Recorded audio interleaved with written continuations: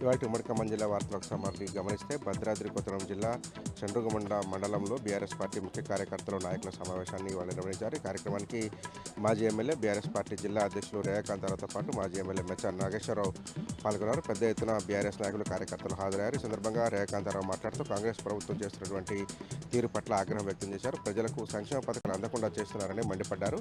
ఈ సందర్భంగా గ్రామ సభల సందర్భంగా గాయపడినటువంటి బీఆర్ఎస్ పార్టీ కాంగ్రెస్ నాయకుల దాడిలో గాయపడినటువంటి బీఆర్ఎస్ కార్యకర్త పొడెం రవిని పరామర్శించారు.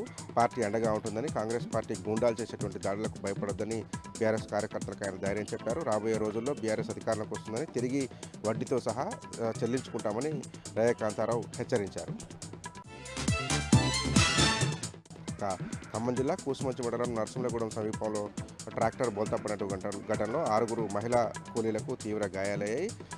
నరసింహగూడెం సబ్స్టేషన్ సమీపంలో ఈ ప్రమాదం జరిగింది. నరసింహగూడెం మిర్చి శివార్లో ఉన్నటువంటి ఒక మిర్చి తోటలో పనిచేసేందుకు వెళ్తుండగా ట్రాక్టర్ బోల్తాపడింది. వీరు గాయపడినటువంటి కూలీలంతా జుజ్జులరావుపేట గ్రామానికి చెందినటువంటి రైతు కూలీలుగా అధికారులు గుర్తించారు. ప్రస్తుతం వారికి చికిత్స కొనసాగిస్తున్నారు.